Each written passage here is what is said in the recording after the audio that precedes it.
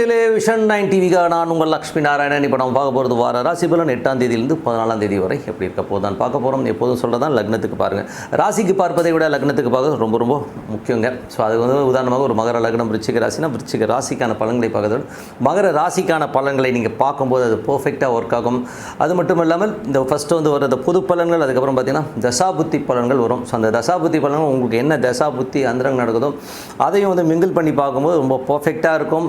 முக்கியமான ஒரு டிப் என்னென்னா, இப்போது 8ஆம் தேதியிலிருந்து ஒரு 12ஆம் தேதி வரை எல்லோருமே மிகவும் கவனமாக இருக்க வேண்டிய ஒரு காலகட்டங்கள். காரணம் என்னென்னா ஒரு கிரக சேர்க்கைகள் கொஞ்சம் மேடாவிடமாக இருக்கிற ஒரு காம்பினேஷன் தான்.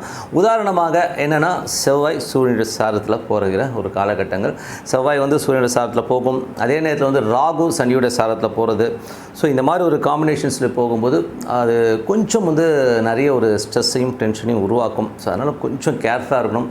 ஏன்னா சூரியனும் பார்த்திங்கன்னா அது ராகுடைய சாரத்தில் போகிற காலகட்டங்கள். ஏன்னா இன்றைக்குமே சூரியன், ராகு, செவ்வாய், சனி இந்த காம்பினேஷன்ஸ் வந்ததுனாலே கொஞ்சம் ஏடாகூடமான காம்பினேஷன்ஸ், கொஞ்சம் நிறைய ஃபயர் ஆக்சிடென்ட்ஸு, வன்முறைகள், பிரச்சனைகள்லாம் வெடிக்கிறதுக்கான வாய்ப்புகள் இருக்கனால எல்லோருமே கொஞ்சம் சேஃப்டி மெஷர்ஸ் எடுத்துக்கிறது ரொம்ப ரொம்ப நல்லது. அது மட்டும் இல்லாமல் வீட்லேயும் பார்த்திங்கன்னா அந்த ஃபயர் சம்மந்தமான விஷயங்கள், நெருப்பு சம்மந்தமான விஷயங்களை கொஞ்சம் கேர்ஃபுல்லாக எடுத்துக்கோங்க. ஏன்னா ஃபயர் ஆக்சிடென்ட்ஸ் நடக்கிறதுக்கான வாய்ப்புகளும் நிறைய இருக்குது. ஸோ அது மட்டும் இல்லாமல் கடலில் அந்த பரப்பில் இருக்கவங்க, நீர் சம்மந்தமான இடத்துல இருக்கவங்களாம் கொஞ்சம் ஜாக்கிரதையாக இருக்குது, ரொம்ப ரொம்ப அவசியங்க. கொஞ்சம் கேர்ஃபுல்லாக இருக்குன்ற சொல்லிட்டு இப்போது வீடியோக்கு போகலாம். வார ராசி சிம்மராசிக்கு பார்த்திங்கன்னா உங்களது ராசியாதிபதி சூரியன் 11 பெருத்த லாபங்களை அள்ளி தருவதற்கான வாய்ப்பு ரொம்ப சிறப்பாக இருக்குது. அதுவும் பெரும் பணம் வருவதற்கான வாய்ப்பு, தொழில் ரீதியான விஷயங்கள், நல்ல லாபங்கள் வருவதற்கான வாய்ப்பு ரொம்ப சிறப்பாக இருக்குது. சிம்ம ராசியில் 2ஆம் அதிபதி 11ஆம் அதிபதியான புதன் 12 பெரிய லாபங்கள், மறைமுகமான லாபங்கள் சில பேருக்கு கிடைக்கும். இருந்தாலும் கொஞ்சம் அலைச்சல்களை தவிர்க்க முடியாது. ஸோ அது ஒன்றும் பண்ண முடியாது.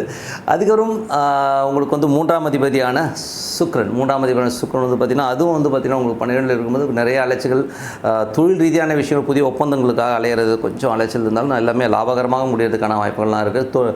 தொழிலில் நிறைய மாற்றங்கள் பண்ணுவீங்க. ஸோ அதுக்கான சேஞ்ச் ஓவர்ஸ்லாம் நிறைய பண்ணுறதுக்கான வாய்ப்புகளும் நிறைய இருக்குது. ஸோ அது மட்டும் இல்லாமல் உங்களுக்கு பார்த்திங்கன்னா 4ஆம் அதிபதி மற்றும் 9ஆம் அதிபதியான செவ்வாய் ஆட்சி பலத்தோடு இருக்கிறது நல்ல லாபங்கள், நல்ல ஏற்றங்களை கொடுக்கும். ஏன்னா அந்த செவ்வாய் இப்போது சூரியனுடைய சார்லவும் பெரிய லாபங்களை அள்ளி தந்துடும். ஸோ அதெல்லாம் எந்த ஒரு ப்ராப்ளம் இல்லை. அது என்னென்னா அது ஒரு பாதக ஸ்தானம் அப்படின்னும் போது சில நேரங்களில் வாக்குவாதங்கள் வரலாம். அப்பாக்கும் அம்மாக்கும் உங்களுக்கும் சின்னதாக வாக்குவாதங்கள் வரலாம். ஸோ அதனால் கொஞ்சம் எமோஷன்ஸ் ஆகிறதுக்கான வாய்ப்பு, அதில் மட்டும் கொஞ்சம் கவனமாக இருந்துக்குங்க. 5ஆம் அதிபதியான குரு, ஸோ 5ஆம் அதிபதியான குரு பார்த்திங்கன்னா ஒரு 10ல் இருக்கும்போது கொஞ்சம் கவனம், தொழிலில் ரொம்ப கவனமாக இருக்கணும்.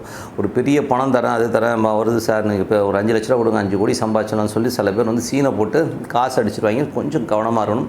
குழந்தைகள் விஷயங்கள் நல்ல சிறப்பான முன்னேற்றங்களை எழுதி தருவதற்கான வாய்ப்பு ரொம்ப நல்லா இருக்குது. ஸோ குழந்தைகள் ஒரு லெவலில் செட்டில் ஆகிறதுக்கான வாய்ப்பு, வேலை கிடைக்கிறதுக்கான வாய்ப்புலாம் ரொம்ப நல்லா இருக்குது.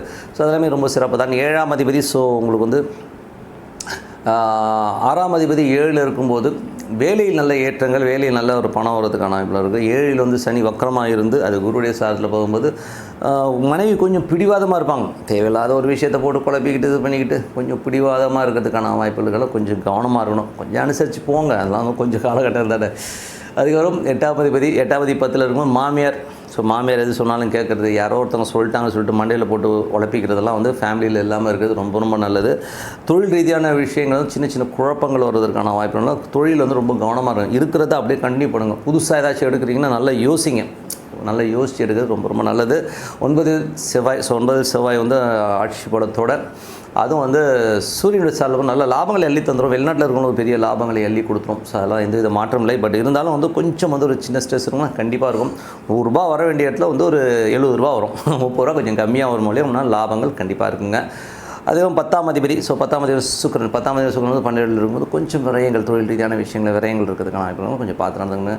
மற்றபடி இப்போ பார்த்து பொது பலன்கள் இப்போ பார்க்க போது தசாபுத்தி பலன்கள் எப்படி இருக்கணும். ஸோ ஒரு சிம்ம லக்னமாக இருந்து சூரிய தசாபுத்தி, அதனால சூரியன் பார்த்தீங்கன்னா 11 பெருத்த லாபங்கள் எள்ளி தரதுக்கான வாய்ப்புலாம் ரொம்ப நல்லா இருக்குது. சிம்ம லக்னமாக இருந்து சந்திர தசாபுத்தி அந்த நடக்கும். சந்திரன் நல்ல ரீதியில் சூப்பராக இருக்குங்க. நல்ல லாபங்கள் எள்ளி கொடுத்துரும். பெரிய லாபங்கள், பெரிய வெற்றிகள் வருவதற்கான வாய்ப்புகள் நல்லா இருக்குது. வெள்ளி சனியில் மட்டும் கொஞ்சம் செலவுகள் ஜாஸ்தி இருக்கிறதுக்கான வாய்ப்புகள் நல்லா இருக்குது. கொஞ்சம் செலவுனா சுப செலவெல்லாம் மாற்றிக்கணும், அவ்வளோதான், வேற ஒன்றும் கிடையாது. சிம்ம லக்னமாக இருந்து செவ்வாய் தசாபுத்தி அந்த செவ்வாய் பார்த்திங்கன்னா உங்களுக்கு 9ல் இருக்கும்போது பாதகஸ்தானமாக இருந்தாலும் தாயார் தந்தையார் நல்ல ஹெல்ப் உண்டு, நல்ல லாபங்கள் இருந்தாலும் வாரத்தின் இறுதியில் கொஞ்சம் எமோஷனாக இருக்கிறதுக்கான வாய்ப்புகள் இருக்குது. ஆனால் பணம் வருமானா கண்டிப்பாக நல்ல பணம், பெரும் பணம் வருவதற்கான வாய்ப்புலாம் ரொம்ப நல்லா இருக்குது. பட் இருந்தால் எமோஷன்ஸ் கண்டிப்பாக இருக்கும். அந்த டென்ஷனை மட்டும் கம்மி பண்ணிக்கங்க. சிம்ம லக்னமாக இருந்து ராகு தசாபுத்தி அதனால ரொம்ப கேர்ஃபுல்லாக இருக்கணும். 8ல் ராகு. ஸோ 8ல் ராகு வந்து சனியுடைய சாரத்தில் போகும்போது கணவன் மனைவிக்கு நடுவில் தேவையில்லாத ஒரு எமோஷன்ஸ் ஒரு ஸ்ட்ரெஸ் வர்றதுக்கான வாய்ப்புகளும் கொஞ்சம் கவனமாக இருக்கணும். தேவையில்லாத பிடிவாதங்கள் நான் இப்படி தான் சொல்லி ஒரு ஈகோ அந்த மாதிரி விஷயங்கள் வரும். ஸோ அதனால் கொஞ்சம் கேர்ஃபுல்லாக இருங்க. மாமியார் சொன்னாங்க அவங்க சொன்னாங்க இவங்க சொன்னாங்க சொல்லி மண்டையில் போட்டுக்காமல் இருக்கிறது ரொம்ப ரொம்ப நல்லது. சில நேரங்களில் குழந்தைகளே கூட கொஞ்சம் பிடிவாதம் முடியும். ஸோ அதனால் குழந்தைகளையும் யார் பேச்சும் கேட்காம நம்ம விஷயத்தை நம்ம தான் டிசைட் பண்ணுங்கிற ஒரு கட்ஸோடு இருக்கணும். ஓகேங்களா? ஸோ அதை கொஞ்சம் பார்த்து நடந்துக்குங்க. சிம்ம லக்னமாக இருந்து சனி தசாபுத்தி வந்துடும். சனி தசாபுத்தி வந்தாலும் கொஞ்சம் அந்த கணவன் மனைவி விஷயங்கள் வந்து பார்த்திங்கன்னா 7ஆம் இடத்துல இருக்க சனி வந்து 10ல் இருக்கும்போது கொஞ்சம் அந்த ஒரு எமோஷன்ஸை கண்டிப்பாக கொடுத்துரும். ஸோ அதெல்லாம் வந்து கொஞ்சம் கேர்ஃபுல்லாக இருங்க.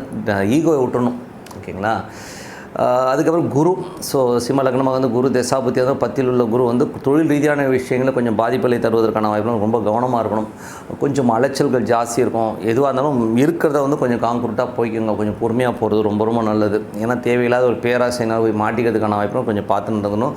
வெளியில் யார்ட்டாச்சும் தொழில் ரீதியான விஷயங்களோ ஏதோ பேசும்போது கூட கொஞ்சம் பார்த்து பேசணும். ஏதாவது கமிட்மெண்ட் கொடுத்தீங்கன்னா மாட்டிப்பீங்க. ஸோ அதனால் கொஞ்சம் பார்த்து நடந்துக்குங்க. சிம்ம லக்னமாக இருந்து புதன் தசாபுத்தி அதனால் புதன் வந்து பார்த்திங்கன்னா 11ஆம் அதிபதி 12ல் இருக்கும்போது நல்ல லாபங்கள் வரும். ஸோ அந்த லாபங்கள் வந்து கொஞ்சம் டிலே ஆகிறதுக்கான வாய்ப்புகள் இருக்குது. ஸோ மற்றபடி லாபங்கள் கண்டிப்பாக வருங்க. ஸோ கொஞ்சம் டிலே வரனால எல்லாமே சிறப்பு தான். சிம்ம லக்னமாக வந்து கேது தசாபுத்தி பேசுறது கொஞ்சம் பார்த்து பேசணும். கொஞ்சம் எமோஷனாக பேசி எதாவது இடவனமாக ஆகிறதுக்கான வாய்ப்புகள் கொஞ்சம் பார்த்து பேசுறது ரொம்ப ரொம்ப நல்லது. சிம்ம லக்னமாக வந்து சுக்கிர தசாபுத்தி அந்த சுக்கிரன் வந்து லாபத்தில் இருந்தாலும் வாரத்தின் மிடில் ஒரு புதன் வியாழனில் வந்து பார்த்திங்கன்னா உங்களுக்கு வந்து 12ல் இருக்கும்போது கொஞ்சம் விரயங்கள் ஏற்படுவதற்கான வாய்ப்புகள் இருக்குது. ஸோ தொழில் ரீதியான விஷயங்கள் வந்து கொஞ்சம் விரயம் கொடுக்கும். புதிய முயற்சிகளுக்காக ஒரு செலவு பண்ணுவீங்க. ஸோ அதெல்லாம் நடக்கும். ஸோ மற்றபடி எல்லாமே சிறப்பு தான். என்னை பொறுத்தவரை நல்ல ஒரு பிரார்த்தனை மனதார இறைவனை பிரார்த்தனை பண்ணும்போது கண்டிப்பாக அடுத்த லெவல் போகிறதுக்கான வாய்ப்புகள் ரொம்ப சிறப்பாக இருக்குது. Dip of the week. So dip of the வீக்கில் இப்போ நம்ம பார்க்க போகிறது வந்து நவராத்திரி. ஸோ இது வந்து நவராத்திரியில் வந்து 4 வாட்டி வருங்க வருஷத்துக்கு. ஸோ இந்த வாட்டி வர நவராத்திரி வந்து ஆஷத நவராத்திரின்னு சொல்லுவோம். ஸோ இந்த ஆஷத நவராத்திரிங்கிறது வந்து அந்த அம்மன் வழிபாடு தான். ஸோ நவராத்திரினாலே அம்மன் வழிபாடு தான். ஸோ இதில் வந்து என்னென்னா மற்ற தெய்வங்களை வழிபடுறதை விட இந்த அம்மன் வழிபாடு ஏன் ரொம்ப பிரத்யேகமாக எல்லோரும் ஃபாலோ பண்ணுறாங்கன்னா அந்த அம்மன் வழிபாடு தான் உடனே உங்களுக்கு பலன் தரும். ஸோ அதுதான் இப்போ ஒரு ஈஸ்வரன் நினச்சி நீங்கள் ப்ரேயர் பண்ணாலும் சரி, ஒரு பெருமாளை நினச்சி நீங்கள் ப்ரேயர் பண்ணுறீங்கன்னு வச்சுக்கோமே, அப்போல்லாம் வந்து உங்களுக்கு வந்து அந்த பலன்கள் வந்து உடனே கிடைக்காது. கொஞ்சம் லேட் ஆகும். ஓகேங்களா? நம்ம வந்து அந்த தெய்வத்தை நெருங்கிறதுக்கு கொஞ்சம் டிலே ஆகி அதுக்கப்புறம் வரும். பட் இதே வந்து காளி வழிபாடு இந்த மாதிரி அம்மன் வழிபாடுலாம் வந்து இந்த தாயார் வந்து உடனே வந்து நமக்கு வந்து அந்த பலன்களை அள்ளித்தரதுக்கான வாய்ப்புலாம் ரொம்ப சிறப்பாக இருக்குது. அந்த ஆஷாத நவராத்திரி மெயினாக வந்து நார்த் இந்தியாவில் சரி ஈஸ்டில் ஸோ கல்கட்டா ரீஜனில் வந்து உங்களுக்கு நிறைய பேர் வந்து அது செலிப்ரேட் பண்ணுவாங்க. அதுலேயும் வந்து பிரத்யேக தெய்வமாக வந்து வராகியை வந்து அவங்க வழிபாடு பண்ணுவாங்க. ஸோ நீங்கள் வந்து வராகியை தான் எடுக்கணும்னு இல்லை, பட் அவங்க வந்து வராகியை தான் வந்து மேஜராக வச்சு ஆஷாத நவராத்திரியை வந்து ரொம்ப பெருசாக வந்து செலிப்ரேட் பண்ணுவாங்க. அது 9 நாள் விரதம் இருந்து அதை வழிபாடு பண்ணுறதும் ரொம்ப சிறப்புங்க. இதில் வந்து எந்த மாதிரி விரதம் இருக்கலாம்? ஸோ விரதம் இருக்கும்போது மேக்ஸிமம் நான்வெஜ் எடுக்கவே கூடாது. ஸோ நான்வெஜ்ஜை தவிர்த்துருங்க. என்னை பொறுத்தவரை சமைச்ச உணவை சாப்பிடாமல் இருக்கிறது ரொம்ப ரொம்ப நல்லது. ஏன் சொல்கிறேன்னா, இப்போ வந்து நம்ம வெளியில் போய் சாப்பிட்றோன்னு வச்சுக்கோமே, அவங்களோட குணநலங்கள் அவங்க எந்த மாதிரி குக் பண்ணாங்கன்னு தெரியாது. அதே வீட்டில் இருக்கவங்களும் வந்து குக் பண்ணும்போது என்ன மன ரீதியான விஷயங்களில் குக் பண்ணுவாங்கன்னு தெரியாது. ஸோ மேக்ஸிமம் ஃப்ரூட்ஸ் அண்ட் வெஜிடபிள்ஸை ஆண்டவனுக்கு படைச்சிட்டு நீங்கள் சாப்பிட்றது ரொம்ப ரொம்ப நல்லது. இது வந்து ஒரு பர்டிகுலர் பீப்புளுக்கு தான் செட் ஆகும், எனக்கே தெரியும். ஏன்னா வந்து முடிஞ்ச அளவு நீங்கள் வந்து இந்த ஃப்ரெஷ் ஃப்ரூட்ஸ் அண்ட் வெஜிடபிள் வச்சுட்டு காலை மாலை நல்லா குளிச்சுட்டு அந்த வழிபாடுங்கிறது வந்து அட்லீஸ்ட் காலையில் ஒரு 1/2 மணி நேரம் வந்து தவம் பண்ணுறது அந்த அம்மன் நினச்சி, இல்லை ஒரு சாண்டிங் மாலை வாங்கி உங்களுக்கு அந்த அம்மன் எந்த அம்மனாக வேணா இருக்கலாம். இப்போது பாலாம்பிகைன்னு வச்சுப்போமே, ஸோ பாலாம்பிகைன்னு ஓம் பாலாம்பிகை ஓம் பாலாம்பிகை, அந்த பாலாம்பிகையை உள்ளே கொண்டு வந்து இந்த பிரார்த்தனை பண்ணுறது, இல்லை வராகினா வராகி, ஏதோ ஒரு அம்மனை வந்து அந்த வழிபாட்டில் டெய்லி காலை நைட் அது ஈவினிங், ஸோ ஈவினிங் செட் ஆகலையோ சப்போஸ் நீங்கள் லேட்டாக வந்தீங்கன்னா கூட பரவாயில்ல, வந்துட்டு குளிச்சுட்டு அதை விளக்கேற்றிட்டு அது பண்ணிட்டு வாங்க. அது மட்டும் இல்லாமல் ஏழை எளியவர்களுக்கு அதாவது பெண்மணிகளுக்கு புடவை ஒரு ரவிக்க jacket bit, so jacket bit plus வெத்தலை பாக்கு பழத்தோடு கொஞ்சம் காசு வச்சு அவங்களுக்கு கொடுங்க. ஸோ இது வந்து ஒரு 9 நாள் போது 9 புடவை கொடுக்குறதும் ரொம்ப விசேஷம். ஸோ இது வந்து பண்ணிட்டு வாங்க. வாழ்க்கையில் அடுத்த கட்டத்துக்கு கண்டிப்பாக வந்து இந்த வழிபாடு முறை கண்டிப்பாக எடுத்துகிட்டு போங்க. ஸோ நமக்குள்ளே வந்து இருக்கிற சக்தியை நம்ம பார்க்க முடியும்.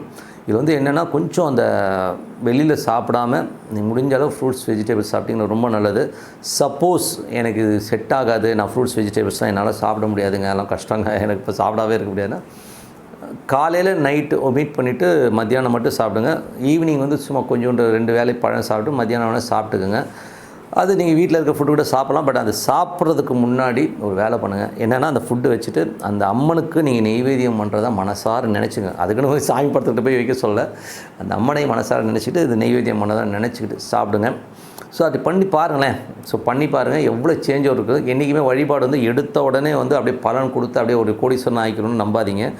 முதல்ல வந்து உங்கள்கிட்ட மாற்றத்தை ஏற்படுத்தும். ஸோ இது வந்து வழியாக இப்போ 4 நவராத்திரினா 4 நவராத்திரியும் ஃபாலோ பண்ணிட்டு வரும்போது ஒரு காலகட்டத்தில் ஒரு வருஷம் நீங்கள் இது ஃபாலோ பண்ணும்போது அடுத்த நவராத்திரி வரும்போது அப்படி பண்ண கொஞ்சம் கொஞ்சமாக ஒரு சேஞ்ச் ஓவர் வந்து அதுக்கப்புறம் பார்த்திங்கன்னா ஒரு 1 இயர் 2 இயர் கழிச்சு பார்த்திங்கன்னா உங்களுடைய வளர்ச்சி வந்து பெரிய லெவலில் இருக்குங்கிறது தான் உண்மையான விஷயம். காரணம் தெய்வத்தை நமக்குள்ளே கொண்டு வரது தாங்க பிரார்த்தனை. இதுக்காக வந்து ஒரு ரெப்ரஸன்டேட்டிவ்லாம் யாரும் தேவையில்லை. இந்த நடுவில் ஒரு சாமியார் ஏதோ மீட்டிங்கை கண்டக்ட் பண்ணி வச்சுட்டு அவன் போலீஸாக இருந்துட்டு இந்த மாதிரி பண்ணியிருக்கா. அப்படி கிட்டத்தட்ட எத்தனை பேர் இறந்துருக்காங்க.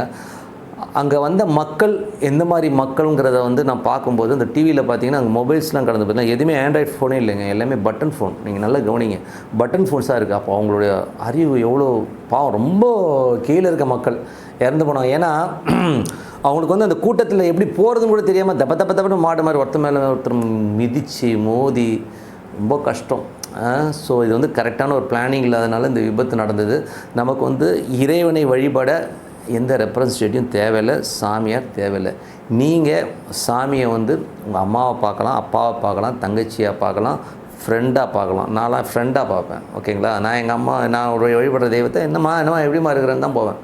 அதுக்கு குளிக்கணும்னு அவசியம் கிடையாது, நீ இப்படி இருக்கணும்னு அவசியம் கிடையாது, எதுவுமே கிடையாது. சும்மா மூஞ்சியை கழுவிட்டு போய் உட்காருங்க போதும். ஓகேங்களா?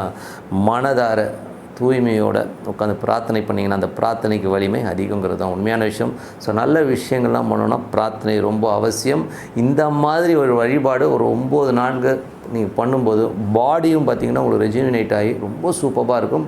நீங்கள் கண்டினியூவாக பண்ணிவிட்டு வாங்க. ஸோ இந்த ஆஷாத நவராத்திரி எல்லோருமே செலிப்ரேட் பண்ணணும்னு சொல்லிட்டு உங்களிடம் விடைபெறுவது உங்களது லக்ஷ்மி நாராயணன். நன்றி, வணக்கம்.